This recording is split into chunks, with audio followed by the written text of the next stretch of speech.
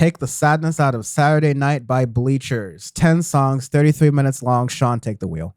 Bleachers! Bleachers! Shout out Navarro. Shout out Mr. Navarro. So Bleachers is the solo project of one Jack Antonoff.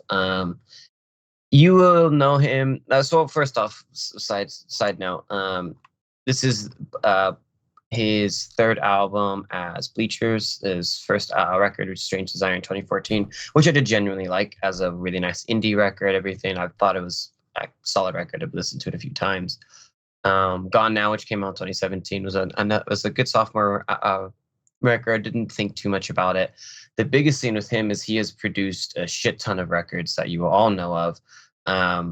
Most notably for us is Melodrama from Lord in 2017. He produced that one, which was an incredible fucking album. But then he did a complete 180 and produced Norman fucking Rockwell and Contrails Over the Country Club from Lana Del Rey, which were absolute heaping dumpster piles of garbage. And also produced part of Taylor Swift's Folklore, and some other, and Lord's upcoming the 2 singles that she released for her upcoming album and stuff. So Taylor Swift's Folklore. So also Taylor Swift's Folklore official stance of that in the podcast on Audioface. Actually good. Actually good record. Exactly. And so far we're liking Lord's Solar Power, but we haven't heard the album yet. So there's that. Exactly. Here's the thing with him is it's weird because his production is either like incredible or it's infectiously bland. There's really no in between of it. And lately, especially this year, it's been very, very bland, I felt like. Even with the Lord single, I would have some issues of it where I'm like, okay, let's see what happens. And I hope that he doesn't do his cookie cutter copy paste of a lot of stuff he's doing for the indie genre, because you can kind of hear the similarities between the stuff he's done with Lana and even with Taylor's things here or there, because our favorite tracks from Folklore are Taylor's own tracks and not the ones produced from Jack Antonoff. So that's also a side note. But anyways, going on to his work as Bleachers. Take the Sadness Out of Saturday. It's a decent record, but it falls flat onto something that I've again noticed with his in production, where he gets stuck into doing a specific sound the past 2 years and sticks to it and doesn't really do much within there. He really likes blending the genre, because he's kind of started off with like this whole blending indie 80s beats and all this other stuff, which, you know, you do that in the mid 2010s and stuff. It's something that I do genuinely like here or there. But what he's been doing recently a lot is this more of blending pop and indie and kind of getting those two genres and like kind of bridging the gap in between the two. But the only issue within that is there aren't too many ideas, there aren't too many artists that aren't already doing that, / the ones that he's been producing and doing as himself, that if starts to fall flat, because we have heard this a few times, especially even just us as music reviewers, but people are saying this, not just us as well. But anyways, yeah, I will say before we get started off, we were going to do a different album review in this slot. We're gonna move that to a different week, hopefully. But a lot of people really wanted to hear our opinions on this Bleachers record. Like some folks message in, some folks like actually just like talk to me in person about this and had like very strong opinions about it. And so I have opinions about this because I heard it. Like I do have opinions about every other album on Audioface, but I know of Jack Antonoff's work from like the actual results of it. But what you just told me here, Sean, was an educational experience for me. I didn't know that much. So I guess I have, which is the great thing about this podcast sometimes, is just like the opposite approach, where I'm just very, very new coming into it and I have my opinions new coming into it, but like that's what it is. So that people have a lot of opinions. I have mine. I'm not very like devoted to it, but let's go in. Sean, how'd it start? So it starts off with 91, which is kind of this opening track, lots of strings. One thing that I do kind of like within the production of this record is you have a lot more strings and piano and kind of other instruments, which he hasn't done as Bleachers per se, but he has done with like Lana Del Rey and a couple other artists. So it's like, oh, okay, I kind of see that you're still kind of doing this little thing that you've done before the past couple of years. But I actually like it a lot more as a project with Bleachers, if that makes sense. It fits more within it. I feel like when he did it with Lana or whatever, it could fall flat. But anyways, you get the second track, Chinatown, featuring Bruce Springsteen. Decent little indie track and everything. Nothing like like spectacular. It's blending indie and Americana, a couple other stuff in there. You have some synths and stuff in the background, but it's nothing spectacular, but decent track. How Dare You Want More is probably the one I like the most on this record. I feel like it's the most familiar Bleachers sound because it sounds a bit like his previous two records, Gone Now and Strange Desire. Especially like Gone Now kind of has that kind of that sound and everything, but it's upbeat, it's fun, it has some different vibes throughout the song and everything, but it's decent track. Do enjoy that. Where I start to get a little bit of issues. Big Life is fine, but kind of forgettable. I start to get issues naturally is Secret Life of Dana Del Rey, because this is where I feel like it hits a wall, because I felt like the first few songs of the record, I'm like, okay, this might actually be a little more uplifting, a little bit more fun, but then it hits this thing of slow down, super introspective, and boring.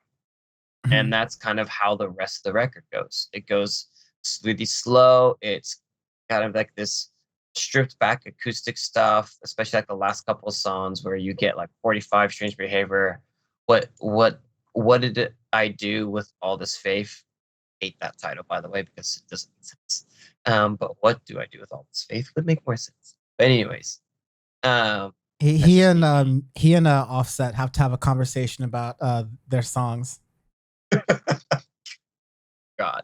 But it starts to fall flat. Like the one with Lana. Lana doesn't really do much. She just has like a backing vocal thing or whatnot. So it's for what it's worth, I didn't find it very like offensive. Like it was a very slight Lana thing. I had to like go back and check. Oh yeah, that is Lana Del Rey in the background. It's not that bad. Exactly. Like, not great. Like not anything to write home about. Not incredible. And like Lana Del Rey does have a pretty good voice, but like it's just she has a great voice. It's just the past two records we both thought have been very bland.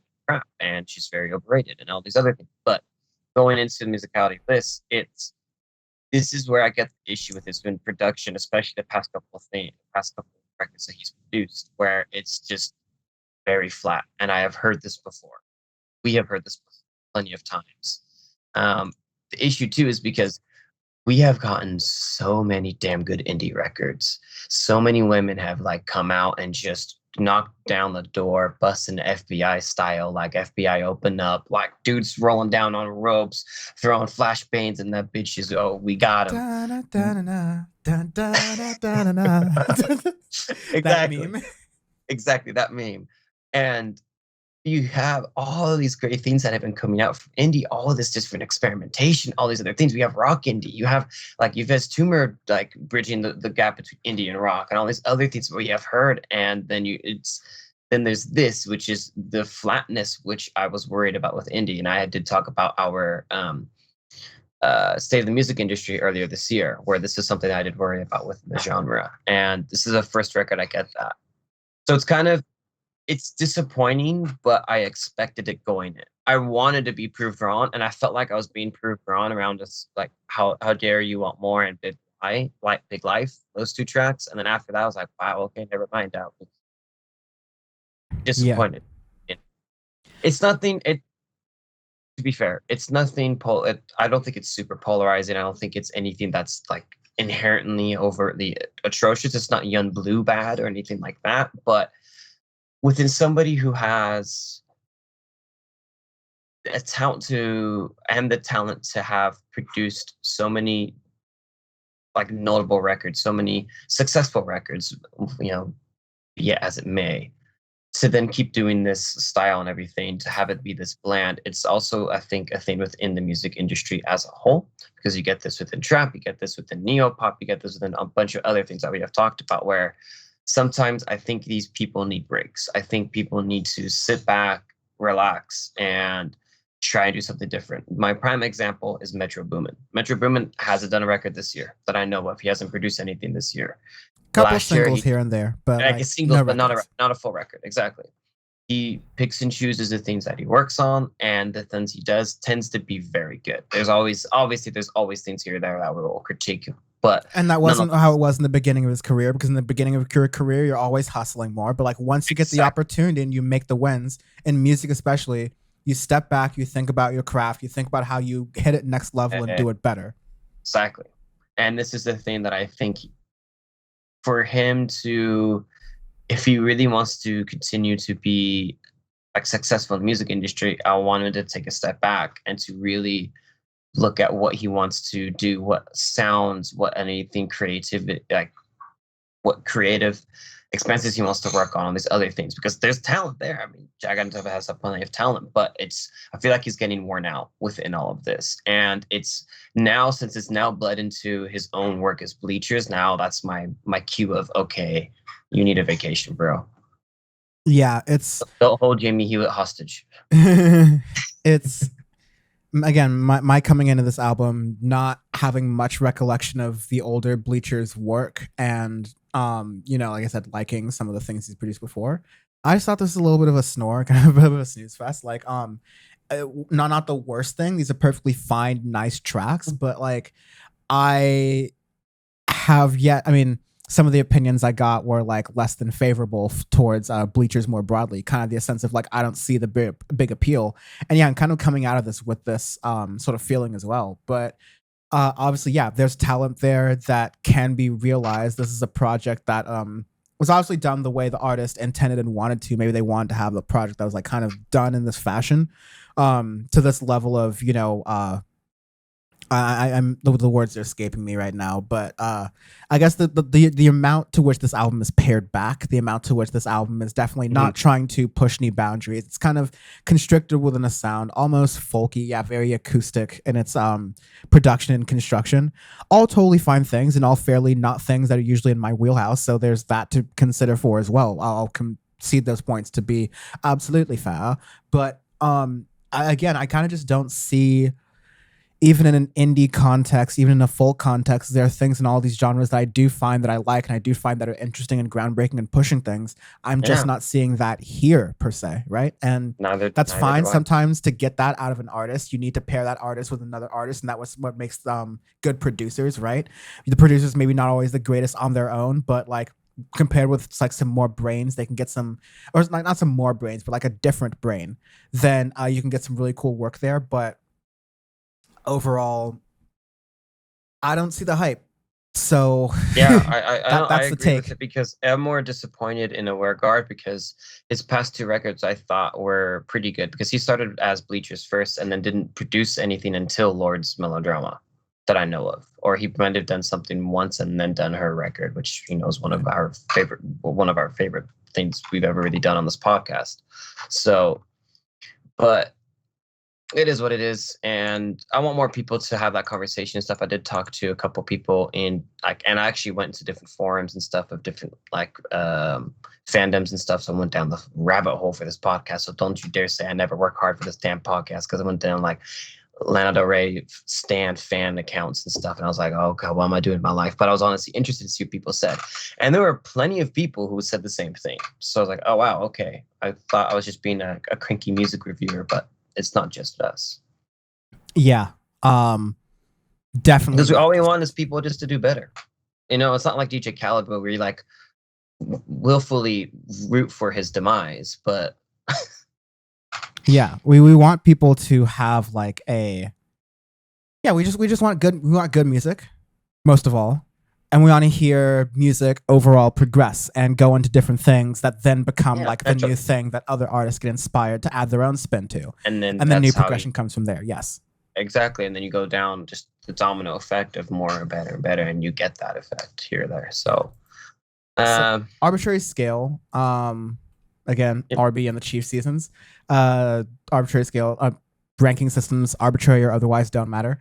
I'll give this like a season 8. I was gonna say give it a season 8 exactly. It's like it's sort of continuing not to do spoilers. They're continuing the show at a time when it already had an end, and it deserves sort of like a rethink. Yeah, exactly. Yeah. So yeah, could have gone a different approach. Could have still made like a different season better. But yeah, we move on.